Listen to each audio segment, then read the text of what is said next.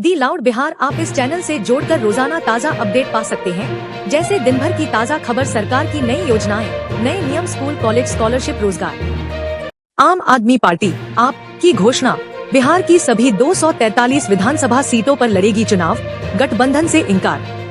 पटना में एक धरना प्रदर्शन के दौरान आम आदमी पार्टी आप ने यह बड़ा ऐलान किया कि वह बिहार विधानसभा चुनाव 2025 में राज्य की सभी 243 सीटों पर अकेले चुनाव लड़ेगी। पार्टी ने स्पष्ट किया कि वह किसी भी गठबंधन, इंडिया या एनडीए का हिस्सा नहीं बनेगी। इस घोषणा के मुख्य बिंदु, आपने शिक्षा, स्वास्थ्य, बिजली और भ्रष्टाचार के खिलाफ संघर्ष को बिहार में भी मुद्दा बनाने की बात कही। पार्टी नेतृत्व ने दावा किया कि दिल्ली और पंजाब की तरह बिहार में भी काम की राजनीति को आगे लाया जाएगा। गठबंधन न करने के फैसले को पार्टी ने स्वतंत्र राजनीतिक विकल्प के रूप में पेश किया। इस दौरान पटना में आयोजित धरना प्रदर्शन में कार्यकर्ताओं की अच्छी खासी भीड़ देखी गई। यह घोषणा बिहार की राजनीति में एक नए मोड़ को दर्शाती है, जहां आप खुद को तीसरे मोर्चे के रूप में प्रस्तुत कर सकती है। हालांकि राज्य की जाति आधारित राजनीति में पार्टी की प्रभावशीलता पर सवाल उठ सकते हैं, लेकिन शहरी मतदाताओं, युवा वर्ग और पहली बार वोट देने वालों के बीच आपकी पकड़ बढ़ने की संभावना है। जेडीयू में वंशवाद की हलचल, निशांत कुमार को राजनीति में उतारने की मांग तेज। जनता दल यूनाइटेड जेडीयू के अंदर अब नेतृत्व के उत्तराधिकारी को लेकर दबाव तेज होता दिख रहा है। पार्टी के वरिष्ठ विधायक और नालंदा से प्रतिनिधित्व करने वाले विनय कुमार चौधरी ने सार्वजनिक रूप से मांग की है कि मुख्यमंत्री नीतीश कुमार के पुत्र निशांत कुमार को सक्रिय राजनीति में लाया जाए और उन्हें आगामी विधानसभा चुनाव में प्रत्याशी बनाया जाए। विनय चौधरी ने कहा कि राजनीतिक विरासत को आगे बढ़ाने के लिए निशांत कुमार का राजनीति में प्रवेश जरूरी है। उन्होंने यह प्रस्ताव पार्टी मंच से नहीं बल्कि सार्वजनिक बयान के रूप में दिया, जिससे जेडीयू के भीतर चर्चाएं तेज हो गई हैं। निशांत कुमार अब तक राजनीति से दूरी बनाए हुए हैं और वे निजी जीवन में काफी शांत और लो प्रोफाइल रहे हैं। इस बयान के बाद जेडीयू के अन्य नेताओं और कार्यकर्ताओं के बीच इस विषय पर हलचल शुरू हो गई है। नीतीश कुमार ने अब तक परिवारवाद से दूरी बनाए रखी थी और यह जेडीयू की एक अलग पहचान रही है, लेकिन बिहार की राजनीति में पारिवारिक उत्तराधिकार कोई नई बात नहीं है। लालू प्रसाद यादव के बेटे हों या रामविलास पासवान के पुत्र चिराग पासवान, ऐसे में अगर निशांत कुमार को राजनीति में लाया जाता है तो यह जेडीयू की रणनीति में एक बड़ा बदलाव माना जाएगा। प्रशांत किशोर की तीखी टिप्पणी, बिहार में लोग टोकन राजनीति से तंग आ चुके हैं। जन सुराज अभियान के तहत गोपालगंज पहुंचे प्रशांत किशोर ने प्रधानमंत्री नरेंद्र मोदी के हालिया बिहार दौरे पर तीखी टिप्पणी करते हुए कहा कि यह संभव है कि लोग अब टोकन राजनीति से ऊब चुके हैं। प्रशांत किशोर ने कहा कि मोदी सरकार की घोषणाएं और बिहार में उनकी उपस्थिति केवल चुनावी औपचारिकता बन गई है, जबकि जमीनी बदलाव नदारद है। उन्होंने आरोप लगाया कि बिहार को सिर्फ वादों का झुनझुना पकड़ाया गया है, जबकि शिक्षा, स्वास्थ्य और रोजगार जैसे मूलभूत मुद्दे जस के तस हैं। किशोर ने यह भी कहा कि जनता अब समझदार हो चुकी है और आने वाले समय में बदलाव के लिए तैयार दिख रही है। पीएम मोदी का बिहार दौरा हाल ही में विभिन्न परियोजनाओं के उद्घाटन और एनडीए के पक्ष में माहौल बनाने के उद्देश्य से हुआ था। प्रशांत किशोर लंबे समय से विकल्प की राजनीति के पक्षधर रहे हैं और जन सुराज को एक वैकल्पिक राजनीतिक मंच के रूप में आगे बढ़ा रहे हैं। प्रशांत किशोर की यह टिप्पणी उस बढ़ती राजनीतिक निराशा और विकल्प की तलाश को रेखांकित करती है, जिसे वे अपने अभियान के जरिए भुनाना चाहते हैं। टोकन राजनीति शब्द का उपयोग कर उन्होंने सीधे तौर पर बीजेपी की रणनीति पर सवाल खड़ा किया है और संकेत दिया है कि सिर्फ दिखावटी योजनाएं अब जनता को संतुष्ट नहीं कर पा रही। बिहार भू सर्वे में 52% आवेदन खारिज, तकनीकी गड़बड़ियों से प्रशासन की कार्यशैली पर सवाल। बिहार सरकार द्वारा वर्षों से चल रही भू सर्वेक्षण लैंड सर्वे प्रक्रिया को पारदर्शिता, डिजिटल रिकॉर्ड और जमीन से जुड़े विवादों के समाधान के रूप में प्रस्तुत किया गया था, लेकिन हालिया आंकड़े चौंकाने वाले हैं। राज्य में प्राप्त हुए लाखों आवेदनों में से लगभग 52% आवेदन अस्वीकृत कर दिए गए हैं। इन खारिज आवेदनों के पीछे तकनीकी गड़बड़ियां, अधूरी जानकारी, पोर्टल की खराबी और प्रशासनिक लापरवाही जैसे कारण प्रमुख हैं। बिहार के राजस्व एवं भूमि सुधार विभाग द्वारा किए गए एक भीतरी मूल्यांकन के अनुसार कुल आवेदनों का 52% हिस्सा खारिज किया गया। सबसे अधिक खारिज आवेदन ग्रामीण जिलों से आए हैं, जहां डिजिटल साक्षरता कम और सरकारी सहायता की पहुंच सीमित है। ऑनलाइन पोर्टल बार बार ठप होना, दस्तावेज अपलोड में परेशानी और जिला स्तरीय कर्मियों की कमी जैसी समस्याएं लगातार सामने आईं। कई जिलों से यह भी सूचना मिली कि सर्वेक्षण के लिए तैनात कर्मी प्रशिक्षित नहीं थे या स्थानीय समस्याओं से अनभिज्ञ थे। प्रशासनिक और राजनीतिक प्रतिक्रिया। भूमि सुधार विभाग ने माना कि तकनीकी सुधार की जरूरत है और पुनरीक्षण की प्रक्रिया पर विचार किया जा रहा है। विपक्षी दलों ने इस पर तीखा हमला किया है। राष्ट्रीय जनता दल राजद के प्रवक्ता ने कहा, यह नीतीश सरकार की प्रशासनिक असफलता का प्रतीक है। कांग्रेस ने आरोप लगाया कि यह योजना गरीबों और किसानों के साथ धोखा है। जनता दल यूनाइटेड (जेडीयू) ने इस पर सफाई देते हुए कहा कि यह एक बड़ी प्रणालीगत प्रक्रिया है, कुछ खामियों को दूर किया जा रहा है। 2025 के विधानसभा चुनावों की पृष्ठभूमि में यह मुद्दा सरकार के लिए संवेदनशील और जोखिम भरा बनता जा रहा है। जमीन के मालिकाना हक से जुड़ी योजनाएं ग्रामीण इलाकों में सीधा असर डालती हैं। यह मुद्दा राजनीतिक विमर्श का हिस्सा बनता जा रहा है।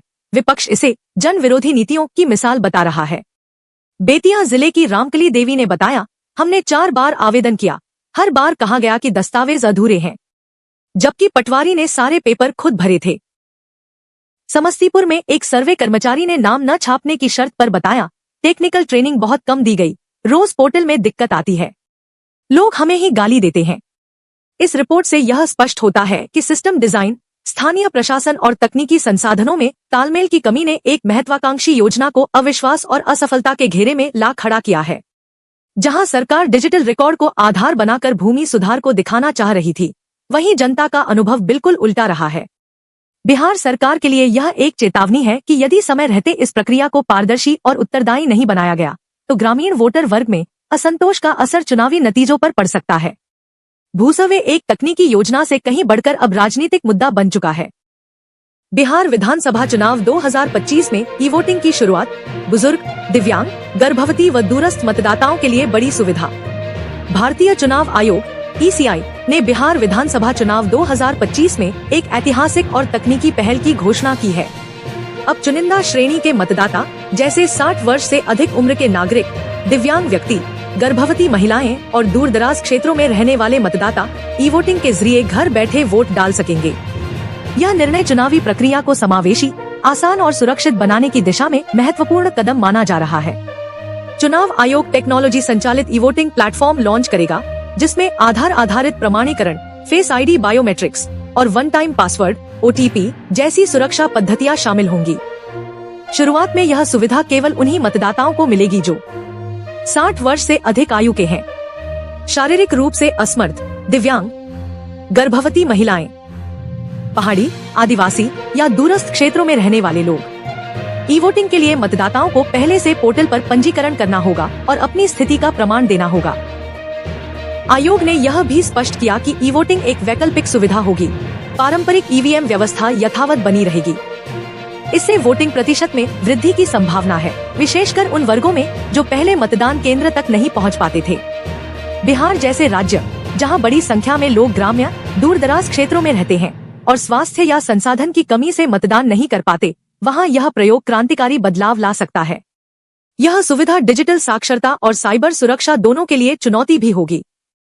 चुनाव आयोग ने IIT मद्रास और NIC जैसी तकनीकी संस्थाओं की मदद से एक पायलट डिजिटल वोटिंग प्लेटफॉर्म विकसित किया है, जिसका परीक्षण मुजफ्फरपुर, गया और पूर्णिया जैसे जिलों में किया जाएगा। साइबर सुरक्षा एजेंसियों की निगरानी में सभी डेटा और वोटिंग सिस्टम का संचालन होगा। आयोग जन जागरूकता अभियान भी चलाएगा ताकि लोग ई वोटिंग के फायदों और प्रक्रिया को समझ सकें। सत्ताधारी दल ने इस कदम का स्वागत किया है और इसे डिजिटल लोकतंत्र की दिशा में बड़ा कदम बताया है। विपक्ष ने ई वोटिंग को लेकर डेटा सुरक्षा, वोटिंग की पारदर्शिता और तकनीकी पक्षपात की संभावनाओं पर सवाल उठाए हैं। नागरिक समाज और चुनावी सुधारों से जुड़े संगठनों ने सुझाव दिया है कि इस प्रणाली में जन निगरानी तंत्र और ऑडिट विकल्प भी होने चाहिए। बिहार विधानसभा चुनाव 2025 में ई वोटिंग की शुरुआत भारत के लोकतांत्रिक इतिहास में एक नया अध्याय है। यह तकनीकी प्रयोग एक ओर जहां सहज और सुलभ मतदान का माध्यम बनेगा, वहीं दूसरी ओर यह चुनाव प्रणाली की विश्वसनीयता और पारदर्शिता की भी कड़ी परीक्षा होगी। यदि सफल रहा तो भविष्य में यह मॉडल अन्य राज्यों और लोकसभा चुनावों में भी अपनाया जा सकता है।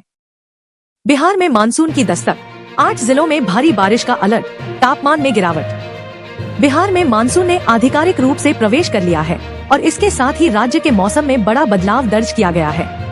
भारतीय मौसम विभाग (IMD) ने राज्य के 8 जिलों में भारी बारिश का अलर्ट जारी किया है। अगले 48 घंटों तक बादल छाए रहने, तेज हवाओं और हल्की ठंड जैसी स्थिति बनी रहेगी। मानसून दक्षिण पश्चिम बिहार से प्रवेश कर चुका है और तेजी से पूरे राज्य में फैल रहा है। गया, औरंगाबाद, जमुई, बांका, भागलपुर, मुंगेर, रोहतास और कैमूर जिलों में भारी वर्षा की संभावना जताई गई है। कई क्षेत्रों में 25-60 मिमी तक वर्षा दर्ज की गई, जिससे खेतों में नमी आई है और किसानों में उम्मीद जगी है।